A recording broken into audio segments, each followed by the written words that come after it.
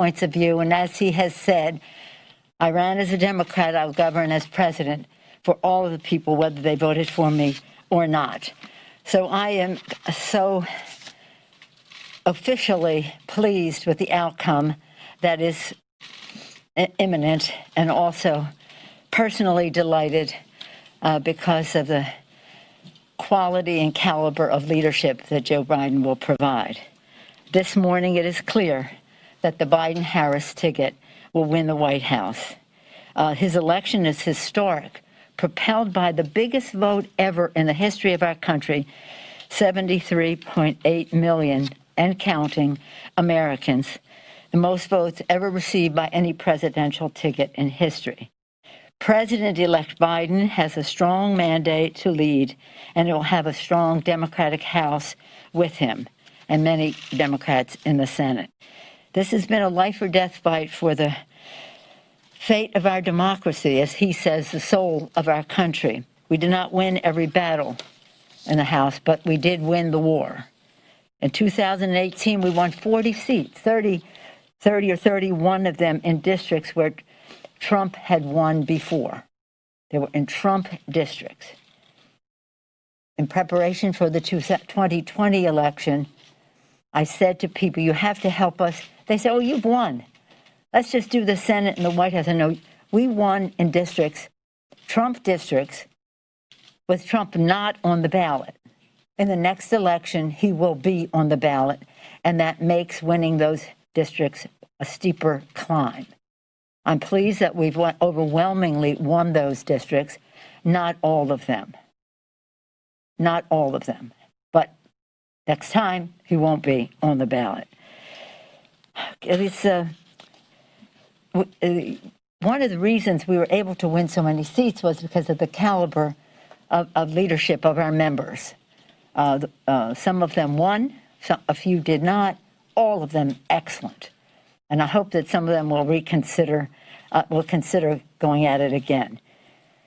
As you all know, the right to vote is a sacred right in our country, and having that vote counted as cast is the foundation of our democracy. So we must be patient. I've said to people, be calm. I said this Monday, Tuesday, Sunday, Monday, Tuesday. Be calm, be confident, be patient.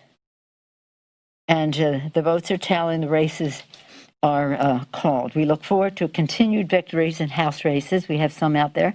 And we look forward to progress for the people, which was our agenda in 2018, continues to be for the people. Lower health care costs, bigger paychecks by building infrastructure of America in a green way, cleaner government, H.R. 1, which will be the first on the agenda in January. Again, it will be H.R. 1. While we prepare for the new Biden administration, we must also move swiftly for a new coronavirus relief bill. To continue that, we want the Republicans to come back to the table, the White House, the leadership, whatever. 100 for 2 days in a row, over 100,000 cases were reported. The imperative to act could not be greater. Over 9.5 million, nearly 9.5 million people infected, nearly 250,000 deaths, and tens of millions on unemployment. Again, I'm calling on the administration to come back to the table. Congress is also committed to passing an omnibus appropriations bill. This is the core of our work in the lame duck, when we don't have a pandemic killing hundreds of thousands of people and infecting millions, and making people food insecure, housing insecure, and the rest. But our responsibility to keep government open, to have an omnibus bill, and we intend to do that, not a CR, and we want to be able to do so in a way that gives confidence that we will have government open and continue to be, rather than having a CR. So, sadly, instead of crushing the virus, it appears that the Trump administration will use its final moments in office at a desperate last step to destroy every possible protection for American health and well-being. So many people have said to me, and perhaps some of you along the way, what damage do you think that Trump will do between losing the election and the inauguration of Joe Biden? Maybe you didn't phrase it quite that way, but that's how I heard it. And we knew that he would be up to mischief, separate and apart from trying to destroy the credibility of our elections, which we criticize other nations for doing, and now with all enemies, foreign and domestic, making assault on our elections. Well, we have one domestic. But apart from that, on the policy side, which is why we are here, people asked that question: what will he try to do that is harmful? And this week, they showed their hand. We had suspicions of it, but couldn't speak publicly about it because until they went public. This week, the Trump administration put forward a radical new rule that would make regulations from the FDA and other Health and Human Services agencies automatically sunset unless the agencies undertake a cumbersome, time-consuming process to renew them. This is a time when we need full attention of the FDA on the development and approval of vaccines. This is an opportunity cost, but it is a reflection of their disdain for science and governance. You know, they've been messing with the whole process of the FDA, trying to diminish the importance of the trials that are necessary to approve efficacy and safety of a vaccine. The lame duck rules, this lame duck Trump rule seeks to paralyze government and generations of life-saving protections and try to burden the new president elected by the American people right out of the gate. So the Trump administration will well wish to seek this regulation rule beyond HHS to other agencies as well. People have been asking for a while, as I said, what can he do? Clean air, clean water, food safety, you name it. This is a dream of the radical right wing. First, they started recently on undermining the civil service, and now they're trying to say, unless we review all of these regulations, they will be sunsetted. Now, we do believe that regulations should be subject to review. That's not any objection. That's part of the process. But there is a way to do it, and the way to do it is not to first zero in on the FDA at a time when we're trying to achieve a vaccine for the people. And this is the work of the Energy and Commerce Committee, and that's why I'm so glad and honored by the presence of the distinguished chair of the Energy and Commerce Committee. You'll hear from him about this. I refer you to the National Register of November 4th, the day after the election. They put this destructive rule in the congressional record. More from our distinguished chair. Thank you, Mr. Pallone, for coming down to be here for this conversation, which is very important to the health and well-being of the American people, with a respect for science, for governance, especially at a time of pandemic when the FDA should be focusing on a vaccine and not on a Heritage Foundation agenda. Mr. Chairman. Thank you, Madam Speaker. And let me say, like you, and I think like all Democrats, and I think most Americans, it's a very happy day because we do believe it's quite clear that Joe Biden and Kamala Harris will be our next president and vice president. And so we can't help but be happy about that, as the Speaker obviously is, and I am. But I just also want to commend the Speaker for still stressing so much that we have to crush this virus, which she has been saying now for so many months. And of course, you know, I think the last time I was here with her, we talked about the need for robust national testing, tracing, and treatment, which is in the HEROES Act, and which she kept insisting on as she negotiated with the White House. She realizes, I think as most of us do, that we're never going to get the economy back on foot. We're never going to create jobs, and we're never going to make this country strong again unless we can crush the virus. And she's just, like a laser beam, keeps insisting that that's so crucial. And as she mentioned, the numbers, the virus continues to spread. I mean, yesterday, more than 116,000 Americans contracted COVID-19. It was a one-day record since the pandemic began. So when the speaker says that this has to be crushed, it's because part of the reason is because it's getting worse, and we have to address it. And the sad thing, and that's, kind of my role here today, is to get into more specifics about what the Trump administration is doing, what President Trump is doing in this lame duck in these last few months, is exactly the opposite.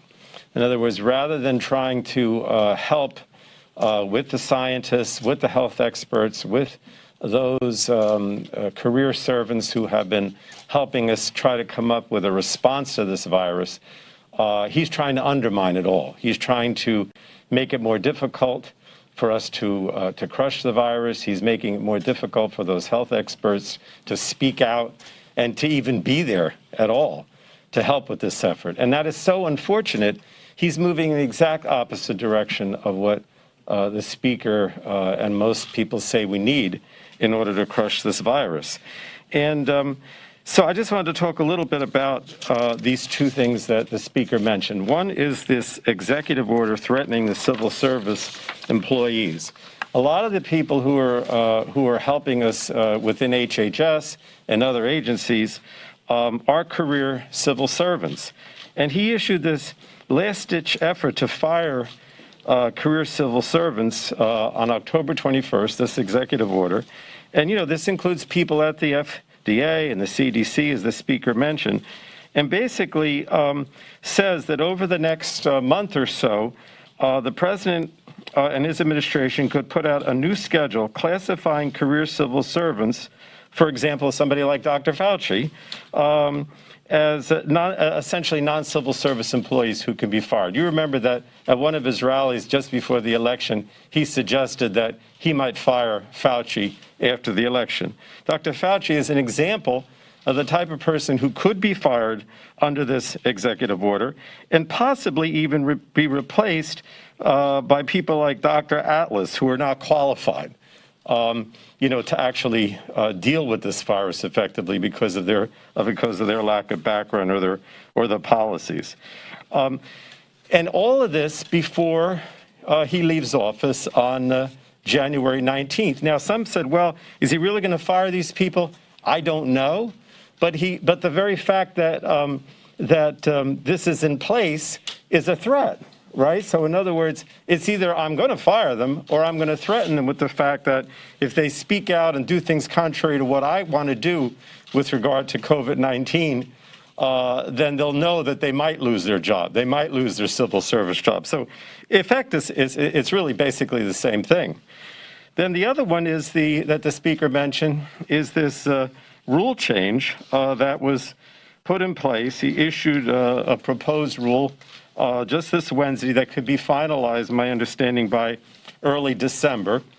And what that says is that there's something like 2,500 regulations within Health and Human Services. This is particular to Health and Human Services, but we may see it with other things.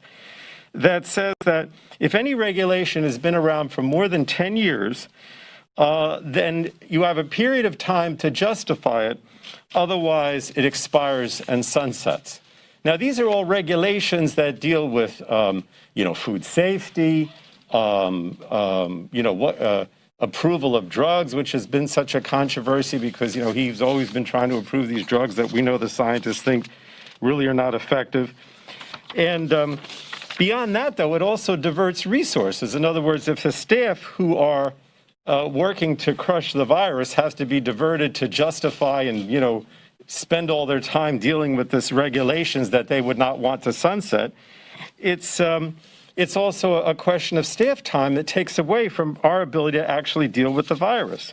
The comment period for that closes December 4th, and he could actually then put it in place and start this whole process to undermine not only the regulations that now are over 10 years old, but others that might become 10 years old later, during the Biden administration.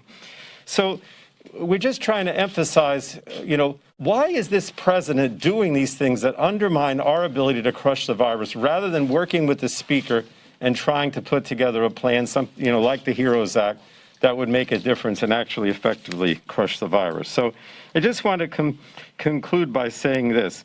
We need the scientists and we need the public health experts. We need to scale up the testing, the contact tracing, the treatment.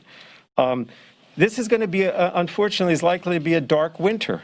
And it just doesn't make any sense for the president to use this short time that he still has left to undermine the national response. It's also an insult to these civil servants.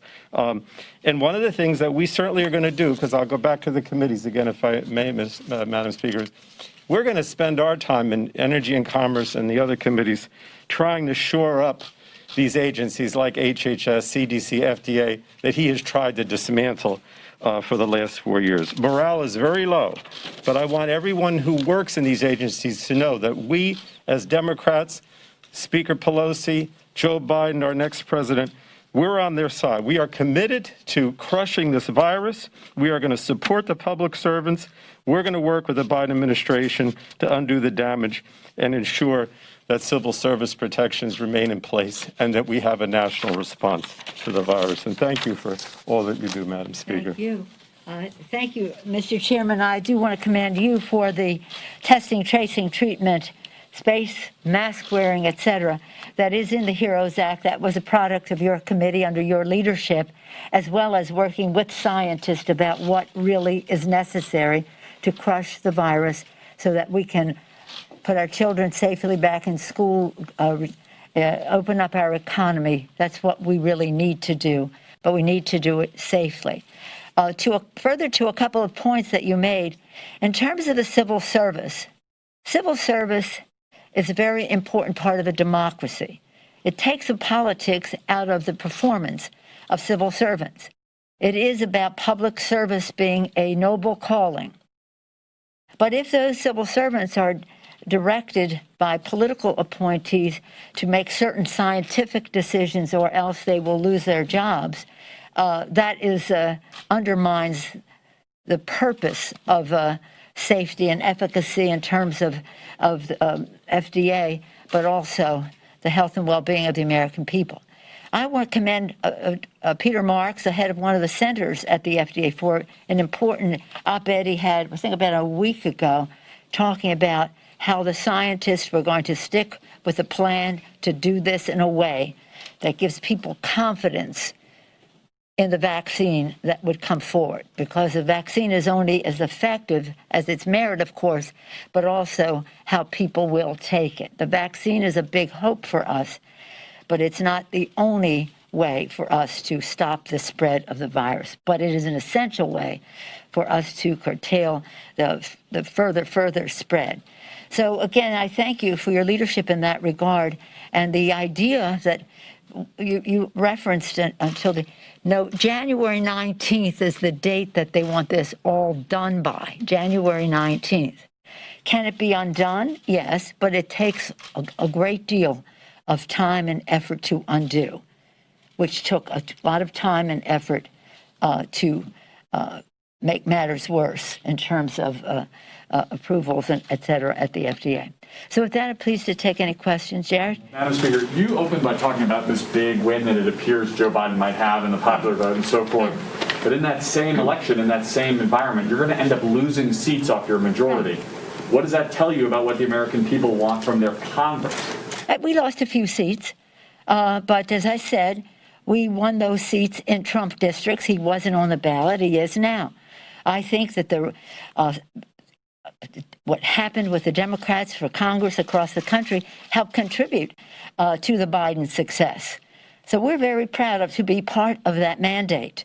Very proud of that.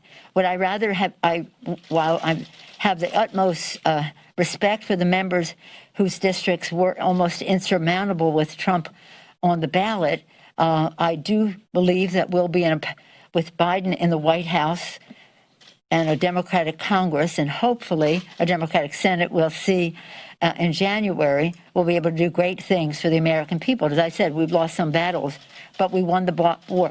We have the gavel. We have the gavel. You don't see any sort of policy or any kind of corrective message from the American people there at all? No, I do think that we should always be evaluating and respecting what the people have to say. I myself think that, and I've said this to the members over and over again, income inequality, the disparities in income and equity in our country must be addressed, and everybody must be at the table to do that. That's something that Chairman Pallone has worked on from the perspective of New Jersey and his committee. So we have to go to that place. People are concerned about the threat to their jobs from technology, from trade, from other people, just newcomers to our country, and we have to show them this is not a zero-sum game. Somebody's success here is not taking away from your success there. So I see this as a tremendous opportunity where people are respectful of people's opinions, the diversity of opinion, and again, some members had some concerns about what happened in their district, but most of the people expressed those concerns won. Most of them won. And we had no opportunity cost spreading a wide net. I was disappointed that we didn't win some seats in Texas. I'll be very honest about that. But nonetheless, we're paving the way. We're paving the way. We made our investments. We've won we held the House. That was our goal. If we could win more, that would be good. We're still in the hunt on a number of seats right now. So we can have this conversation probably next week with some numbers. But for right now, safely, the gavel is in the hands of the Democrats.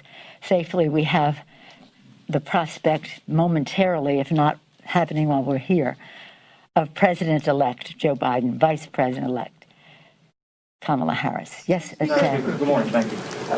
How do you address with a more narrow... I always get the front seats here. I don't know. I was in the back a few weeks ago. Oh, okay.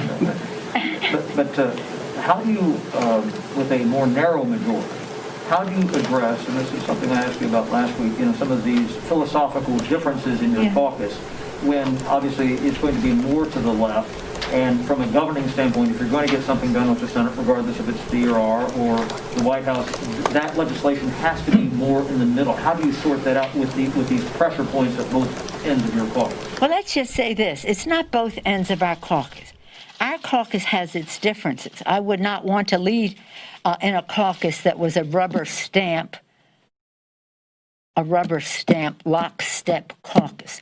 That's called Republicans.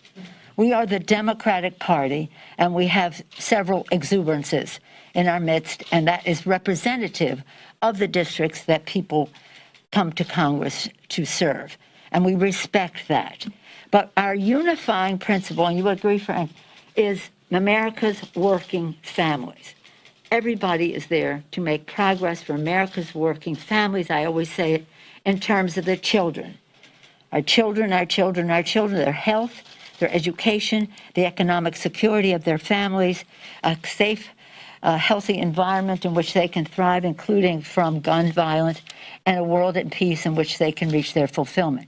So about the families, the kitchen table issue, nobody is more attuned to that or connected to America's working families than Joe Biden as President of the United States. So I think you will see, as we build consensus, we don't govern from on high, we build consensus. Not everybody, I didn't say unanimity, I said consensus. And I see it as an opportunity.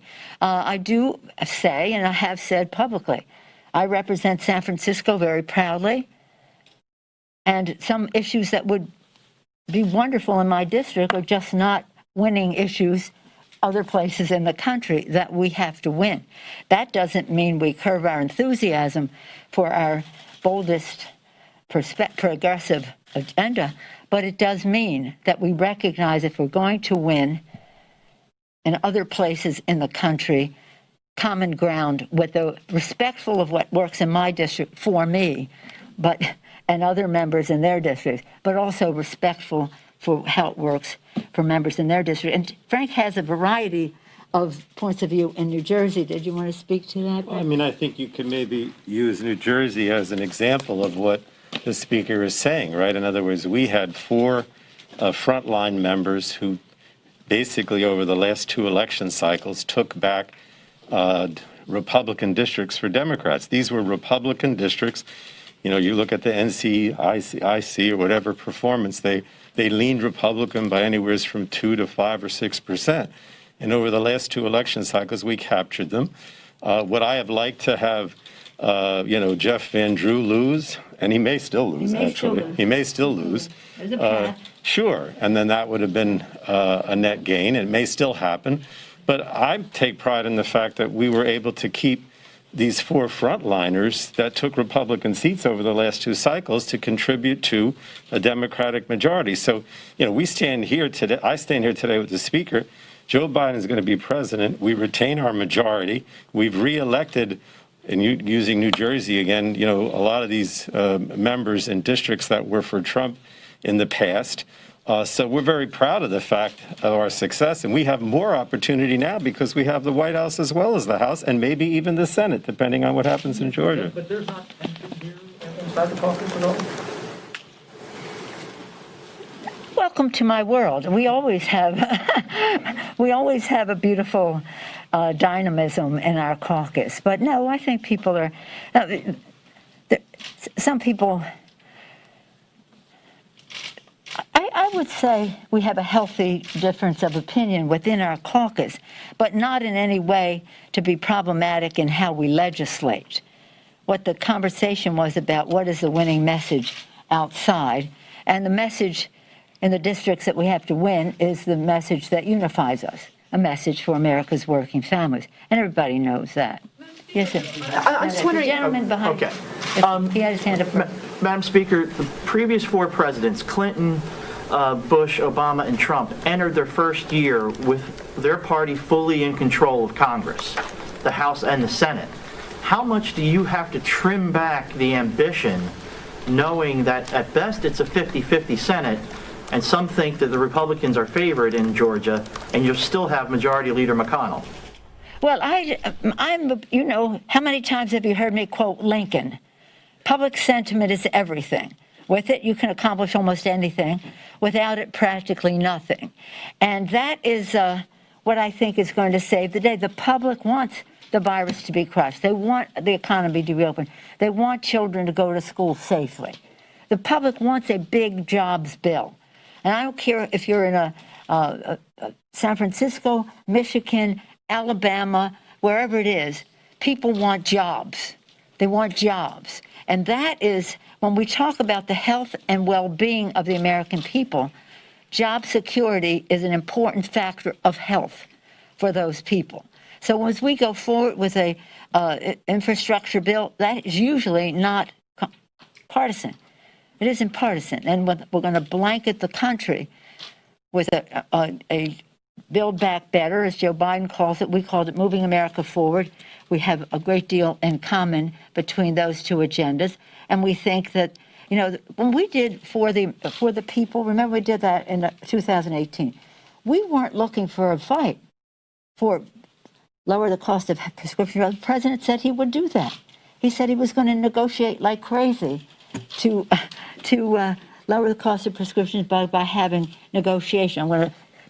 I'm going to fight like crazy for negotiated prices. Okay, he didn't, but he said that, and that was common ground. He said he wanted to build the infrastructure of America. Every conversation I had with him, starting and congratulating him, and then after that, every conversation before he was president and in months after, I want to build the infrastructure. I want to build the infrastructure, until it came time to make the tough decisions about paying for it and the rest, and then he stalked out of the room. So those were 2 areas that he had espoused in the campaign. So we weren't, we were looking for the most impactful initiatives to affect people on their kitchen table issues, the cost of health care, et cetera, preserving the pre-existing condition benefit. How many times did you talk about that? Never did anything about it. Climate change, So immigration. I think that, look, the Republicans are taking a lot of time saying how much they support the pre-existing medical condition. Well, let's just see what the court does there, because that will be, and that's Frank's purview as well, in terms of, do you want to speak to the health issue? Well, I think that, if you listen to what the Republican leadership says in the House and the Senate, they say they want everybody to have health insurance. They say we're going to repeal the ACA, but we're still going to make sure people have health insurance. Well, I don't believe that, because I think the ACA is the most effective way to accomplish it. But, whether the courts undermine the ACA, or certainly the president has, I think there's a recognition with both sides of the aisle that we need to have close to 100%, or however close we can get, of Americans covered. So I think there's opportunities to work with them to deal with this. Hopefully the court doesn't repeal the ACA, because that would be hugely tragic for the country. But it's certainly possible to work with them on a number of these health issues, and we will. And now we have the upper hand because we have the president. So I think that they're going to have to come a lot closer to what we want than to whatever President Trump wanted, which I don't even know what he wanted. But Let me just say on this score again, because this is where we go from here. And we want to unify. Joe Biden, as I said, is the great unifier. Where are the issues that we can find as much common ground as possible? Now, if we are talking to our supporters in the labor movement, jobs. If you're talking about the poorest people, Reverend Barber's Poor People Crusade and all that, jobs. Everything in between, jobs, jobs, jobs, a four-letter word. And that is where we should be focusing, and health, jobs, education for our children. And we have to show with our initiatives, for example, the timetable that our planet is on, the climate issue is a big issue for us. It's also a jobs issue. It is, we can create good-paying green jobs, be preeminent in the world in green technologies as we advance it as a health issue, clean air, clean water, as a national security issue to protect the habitat and the resources and prevent some of the migration that causes unrest, as well as a moral issue. So, but when we're doing it, we have to have everybody at the table so that people are not afraid of the future, because it is inevitable. The future is inevitable. We will have to address the climate crisis. Technology has an inevitability to it. We have to address what it means when you're having precision farming and robots in the assembly line and the rest. Trade, we are a global economy. There's just no getting around that, and we want to be, because we want markets for our products. But people are intimidated by that, and we want to make sure that, again, as I said earlier, it's not a zero-sum game. Your section wins, your section loses. No, how do we go down this path together? As I say, I see everything as an opportunity, and that opportunity is greatly enhanced by Joe Biden and his knowledge of his vision for our country, his knowledge of the issues, his strategic thinking about how to get it done, and his connection heart to heart with the kitchen table concerns of America's working families. Madam Speaker, on the stimulus question, does the election change your strategy at all? Republicans are out today saying there's good jobs numbers. Let's do a smaller package now. Does that appeal to you at all with the fact that Biden will be the next? No, it doesn't appeal to me at all, because they still have not agreed to crush the virus. If you don't crush the virus, we're still going to have to be dealing with the consequences of the virus. And that's why we have said the three pillars of our bill: crush the virus, honor our heroes. That's our state and local. Over 1 million people have lost their jobs already in state and local, teachers and people in education, et cetera, because of the funds that have been used to address the virus and lost revenue because of the virus. So no, that isn't anything that we should even be looking at. It wasn't the right thing to do before. By the way, while they refused to sign up for the testing initiative, which is what science says we need, and they refused to give an earned income tax credit to poor families to keep them out of poverty, working families, working poor families, keep them out of poverty, where 8 million more people have gone into poverty as the COVID money has run out. They still insist on having $150 billion for the wealthiest, tax break for the wealthiest people in our country. So we are different. There's a difference between Democrats and Republicans. We have a responsibility to find our common ground, stand our ground where we can't, but make it clear to the American people what the choice is, because public sentiment, as I said, Lincoln said, is everything. But sentiment cannot weigh in unless people know. For us now, the fact that we have the President of the United States to speak to the American people in these terms is such an advantage for us to be able to work together in a bipartisan way, rather than the Republicans mischaracterizing what we're trying to do in the Congress of the United States. Again, I see it as an opportunity. I think Joe Biden has a big mandate, a bigger mandate than John F. Kennedy when I was in school, and a bigger mandate than others. It's pretty exciting for the country because he respects every single person in our country, certainly every single person who voted, and we respect all of them. And it is, we have challenges that need to be faced because of the future, which is inevitable and all that it contains.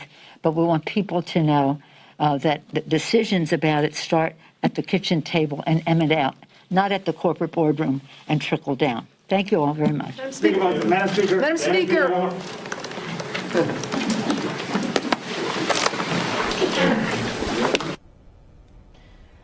That was Nancy Pelosi's weekly news conference. A lot of different topics there, in particular the election. She's essentially congratulating Joe Biden on winning the presidency. A quote directly from her is, quote, "It is clear that the Biden-Harris ticket will win the White House," and talking about coronavirus and talking about her past history and relationship with President Donald Trump. I'm going to take you out now to New Jersey. They're having a coronavirus update. It is still live, but I've been recording since the beginning, so I'm going to take you there now on News Now from Fox. This is Pilar Arias. I'm actually going to take some of you on a quick commercial break. For the rest of you, this is going to be the last time that you hear my voice before Daytona Everett takes over in Phoenix, Arizona. Yes, News Now from Fox is now a nationwide show with hubs on the East Coast and in Phoenix, Arizona. So again, thank you for watching. Happy Friday. I will see you all next week for sure. We're heading